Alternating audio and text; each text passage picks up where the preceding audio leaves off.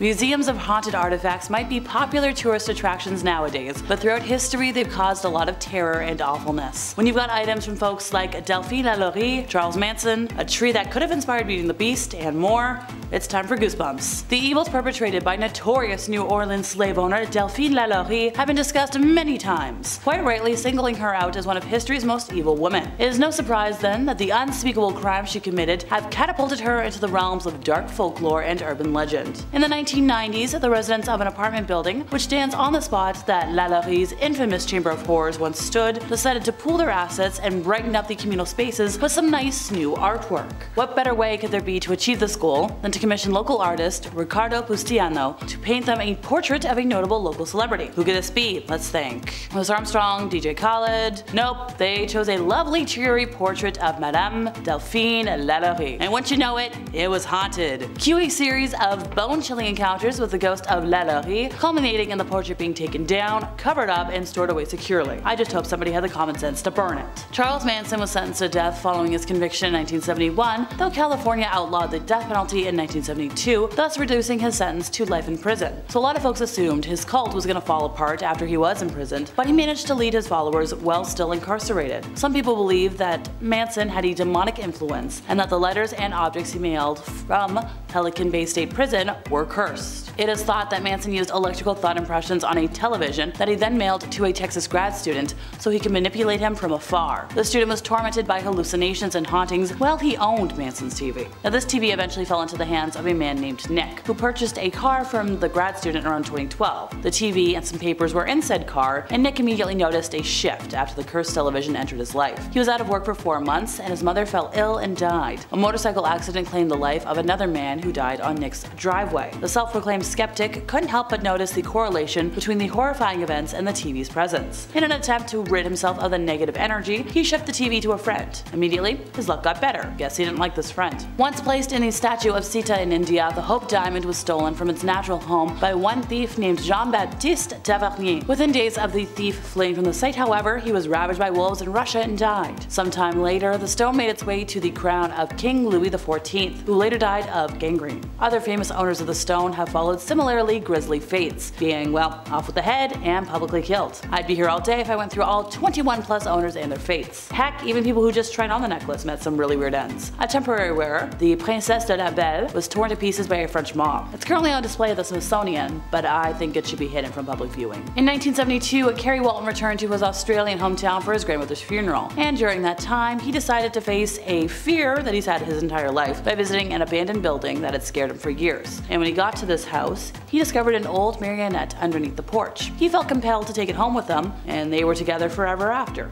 According to psychics, the doll was made 200 years ago by a Romanian traveler for his son who had passed away. The doll has real human hair, and underneath the scalp is a likeness of a human brain. He was given the name Letta due to his heritage, and also because the doll occasionally screams, "Letta me out." Now this doll is kinda quirky, so if you take him outside, it's gonna rain, and if he's entering a room, there's artwork on the wall, that's probably gonna fall off and go crash boom bang. Dogs are gonna bark, which dogs are perceptible to haunted things, and people have said they feel inexplicably afraid and sad whenever they see him. This doll is also supposedly capable of moving on his own, changing positions when seated, and emitting a pulse when held. An ancient oak tree near the village of Elton, Staffordshire, England is undoubtedly one of the scariest looking trees you'll ever look at. Covered in huge rusted chains, it looks as though the tree may have once roamed around the forest, picking off wanderers who dare disturb its realm before the villagers captured it and chained it to his current spot. Legend has it that the Earl of Shrewsbury, who lived at the grand estate of Elton Towers, was traveling back home one evening when his carriage was stopped by a lone beggar woman. The grubby old lady asked the Earl for a penny, and when he rudely dismissed her, cursed the Earl, stating that for every branch that fell from the old oak tree, a member of his family would perish. That night, a great storm ripped one of the limbs from the tree, and by morning, one of the Earl's family members had passed away horribly. The frightened nobleman then ordered that the oak be bound in chains so that no more branches could fall. Hello, Beauty and the Beast. A bizarre, possibly supernaturally influenced death takes place on a college campus. What would you expect the victim note to say? Maybe,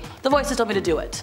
The devil made me do it." Well, what about "the polar bears made me do it"? This cursed painting, painted in 1864 by Edwin Henry Landseer, is often hidden from view by faculty at Royal Holloway, the University of London, in order for superstitious students to complete their exams. One tradition holds that anybody sitting directly in a sight line with the painting, they're gonna fail. Another legend states that one unlucky student locked eyes with one of the ravenous polar bears, went mad, and took their life after swallowing the phrase, "the polar bears made me do it," over and over and over again on their exam paper. The Conjure chest is a chest of drawers with a body count of about 16. As the story goes, a man named Remus custom made the item for his owner, Jeremiah Graham, in Kentucky around 1830. Graham, displeased with Remus's work, sent him to his deathbed. Remus's friends then cursed the chest by scattering dried owl redness in its drawers. The oblivious Grahams filled those drawers with clothes for their new son, who died soon after. For the next 140 years or so, the chest was passed down through the family, and death or injury came to anybody who stored their apparel inside. In the mid-20th century, Virginia Carey Hudson Cleveland watched her firstborn die, and another descendant contracted polio. A son got impaled at school, and the husband of one of her offspring died after being rushed to the hospital for appendicitis. A neighbor died after an accidental mishap, and all of them had used the chest. So,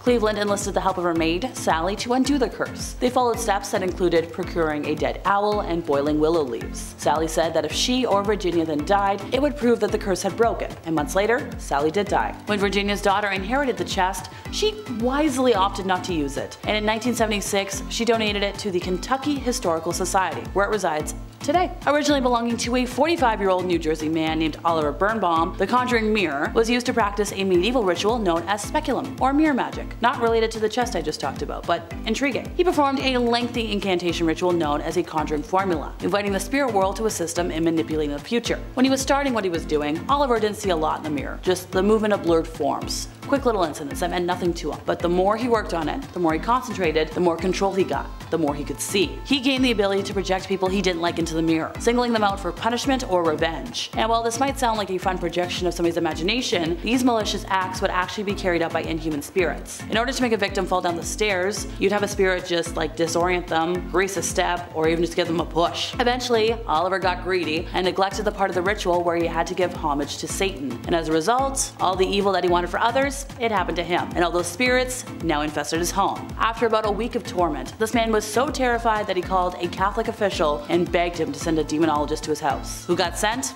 The Warrens, our favorite people. They showed up, and it was chaos. Doors were opening and closing by themselves, something would crash and break every minute, things would bounce off the walls, smash. Ed Warren was able to reverse the ritual, originally enacted by Oliver, blessed the house, stopped it, and Oliver begged them to take the mirror with them.